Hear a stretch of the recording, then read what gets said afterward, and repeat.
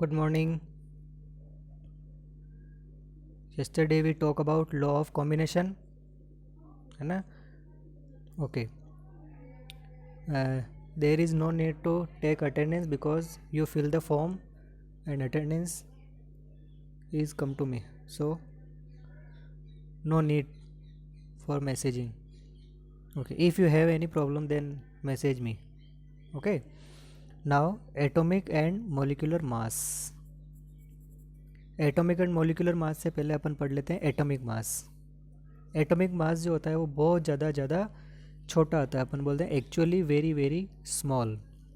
अब बहुत ज़्यादा स्मॉल है तो इसको एक्यूरेटली तो अपन क्या कर सकते हैं, आइडेंटिफाई कर नहीं सकते। एक्यूरेटली आइडेंटिफाई नहीं कर सकते, इसलिए क्या कर सकते हैं अपन किसी दूसरे एटम को लेकर उसका रिलेटिव और अपन एक्सपेरिमेंटल मीन्स निकाल सकते हैं कि कैसे उसका और एटॉमिक मास जो है वो अपन रिलेट कर सकते हैं किसी दूसरे एटम को और मान कर, है ना। जैसे अगर अपन ने हाइड्रोजन को बहुत ज़्यादा पहले, अगर 19th सेंचुरी की बात करें तो हाइड्रोजन को उन्होंने एक स्टैंडर्ड माना था और उस स्टैंडर्ड के अकॉर्डिंग उन्होंने देखा था कि इसको रिलेट करके हम दूसरे एटम का और एटॉमिक मास कैसे आइडेंटिफाई कर सकते हैं। तो उन्होंने कहा कि हाइड्रोजन जो है वो बहुत लाइटेस्ट एटम है और इसका जो मास है वो 1 विदाउट एनी यूनिट अपन मान सकते हैं और इसको एक स्टैंडर्ड मानकर अपन दूसरे एलिमेंट का मासेस जो है वो अपन आइडेंटिफाई कर सकते हैं, ठीक है। लेकिन अभी आजकल अपन क्या करते हैं, C12 यानी कि कार्बन 12 को अपन क्या करते हैं एक स्टैंडर्ड की फॉर्म में लेते हैं और उस स्टैंडर्ड के अकॉर्डिंग अपन देखते हैं कि दूसरे एटम का जो एटॉमिक मास है वो कैसा होता है। अच्छा, 9th क्लास में आप लोगों ने एक वाटरमेलोन वाला एग्जाम्पल देखा होगा। उस वाटरमेलोन का जो 1/12 पार्ट है, यानी कि इस वाटरमेलोन के मैंने कितने टुकड़े कर दिए, 12 टुकड़े किए और उस 12 टुकड़े में से एक टुकड़ा मैंने लिया और उसको कहा कि इसके इक्वल जिसके भी एटॉमिक मेरे को मास देखना है उसको इस 1/12 पार्ट के अकॉर्डिंग देखना है और जिस किसी का भी मास अपने को आइडेंटिफाई करना है उसको इससे रिलेट करना है। तो हमने कहा कि represented as C12 in this system 12C is assigned as a mass exactly 12 atomic mass unit। Clear. तो अपन ने क्या कहा, and masses of all other atom are given relative to this standard. इस स्टैंडर्ड को मानकर अपन ने क्या किया, आइडेंटिफाई किया, ठीक है। One atomic mass unit is defined as a mass exactly equal to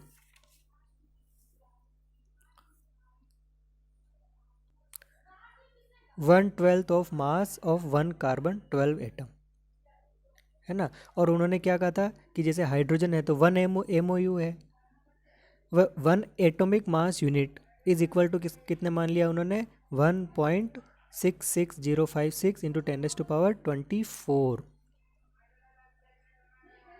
है ना। ये 24 माना। मास ऑफ 1 एटम ऑफ हाइड्रोजन कितना मास हो गया, ये माइनस है भाई, -24 है, ठीक है। क्लियर नहीं नजर आ रहा होगा, -24। तो एक हाइड्रोजन एटम का मास कितना बताया, इतने इतने ग्राम। और इस टर्म को इन्होंने कैसे यूज़ कर लिया, 1 मास, ठीक है। अब अपन देखो हाइड्रोजन एटम का मास निकालने के लिए क्या किया, तो हमने कहा कि ये तो स्टैंडर्ड माना, ये मास निकला, इसको इससे रिलेट किया तो अपना आंसर आया 1.008 AMU। AMU का मतलब होता है एटॉमिक मास यूनिट और इसको रिप्रेजेंट करते हैं अपन U से और इसको कहते हैं अपन यूनिफाइड मास। क्लियर। कार्बन 12 के 1/12 पार्ट के बराबर किसी भी एटम का मास को क्या कहेंगे अपन, atomic mass unit. For example एक मैं छोटा सा एग्जांपल लेता हूँ। जैसे आप लोग वेजिटेबल मार्केट में गए और आपने उस वेजिटेबल मार्केट में जाकर उसको सब्जी वाले को कहा कि भाई मेरे को 1 किलो भिंडी दो, क्लियर। फिर आपने कहा कि 1 किलो मेरे को नींबू भी दे दो, फिर आपने कहा कि मेरे को 1 किलो केले भी दे दो, ठीक है। और 1-2 तरह की सब्जी और मांग लिया आप लोगों ने। तो ज़रूरी नहीं है कि भिंडी का जो 1 किलो वजन में क्वांटिटी और आ रही है वो क्वांटिटी नींबू की भी आवे, वो क्वांटिटी केले की भी आवे। हो सकता है आपको 10 भिंडी 1 किलो के अंदर दे, वो हो सकता है ये 7 ही देवे, हो सकता है केले 2 ही देवे या 3 देवे या 4 देवे, है ना। तो अपन ने क्या कहा, ये तो अलग अलग होगी। तो ये रिलेट किससे किया अपन ने, 1 kg से। और 1 kg को किसके इक्वल माना अपन ने, वाटरमेलोन के 1/12 पार्ट के बराबर। जो वाटरमेलोन है उसका 1/12 पार्ट लिया, उस 1/12 पार्ट को अपन ने स्टैंडर्ड मान लिया और उसको मान लिया अपन ने 1 kg। यहाँ पर कितना मान रखा अपन ने 1.66 056 इंटू 10⁻⁻24 ग्राम। ये माना कि ये 1 किलो है। इस 1 किलो में आया 10 भिंडी आई, तो इस 10 भिंडी को 1 किलो से रिलेट करके अपन ने अपना आंसर निकाल लिया। क्लियर? तो हो सकता है हाइड्रोजन जो है वो 10 है और दूसरे एटम है तो वो दूसरे, अलग अलग एटम के अलग अलग मास निकालें। क्लियर? अब अपन को पता है कि एटम्स हैं तो उनके एटॉमिक मास अलग अलग हो सकते हैं, बहुत सारे एटम अलग अलग एटॉमिक मास के होते हैं, तो उनका क्या निकालना पड़ेगा अपने को? एवरेज एटॉमिक मास निकालना पड़ेगा। जैसे C12, तो केवल C12 एग्जिस्ट नहीं करता, वो एग्जिस्ट किस में करता है? C13 भी हो सकता है, C14 भी हो सकता है। अब एनवायरनमेंट में अबंडेंस देखें अपन तो 98.89, 1.108 और 2 इंटू 10⁻⁻10 इसकी रिलेटिव अबंडेंस हो गई इन परसेंटेज। क्लियर? अब इनका मास निकाला तो इसका आया 12, इसका आया 13, इसका आया 14। तो अपने को क्या करना पड़ेगा? इसका एवरेज एटॉमिक मास निकालना पड़ेगा। तो एवरेज निकालने के लिए क्या किया?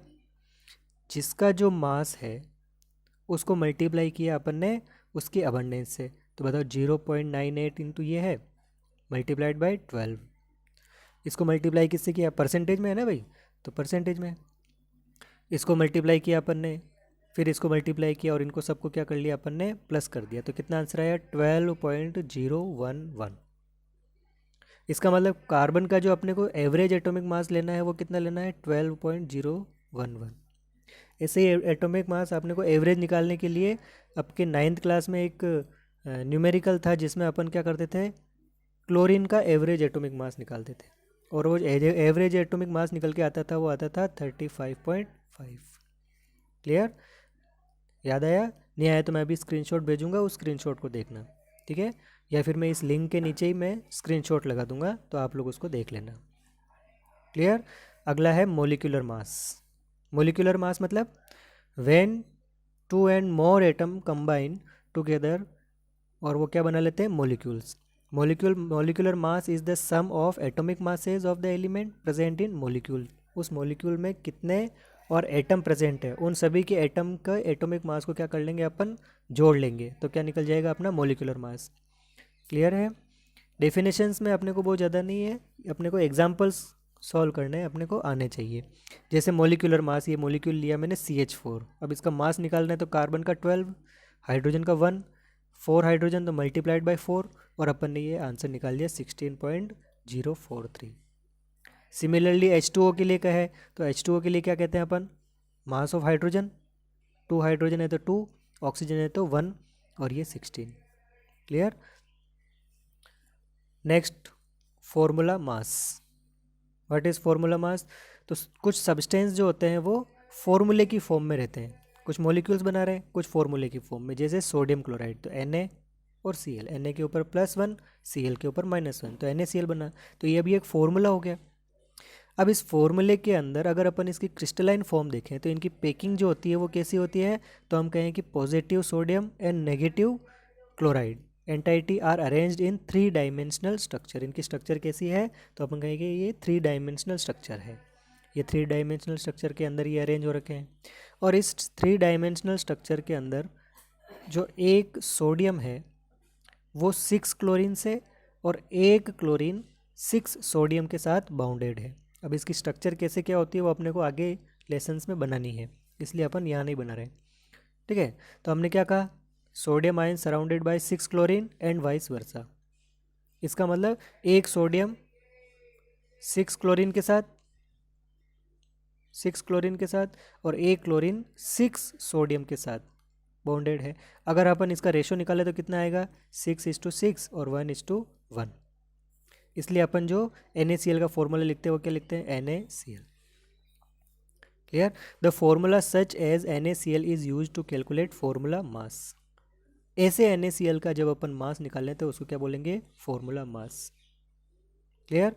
Instead of molecular mass of solid state sodium chloride does not exist as a single entity, क्योंकि सोडियम क्लोराइड जो है वो सिंगल एंटाइटी की फॉर्म में एग्जिस्ट ही नहीं करता।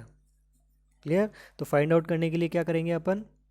सोडियम का 23, क्लोरीन का 35.5 और टोटल आ गया 58.5। क्लियर। ये प्रॉब्लम सॉल्व करना C6H12O6। ठीक है, कल अपन पढ़ेंगे मोल कॉन्सेप्ट। उससे पहले आप लोग जितने भी मोलिकुलर मास निकालने का, फॉर्मूला मास निकालने के जो न्यूमेरिकल्स हैं, पीछे हो बीच में हो, और उनको सॉल्व करने की कोशिश करना। Thank you.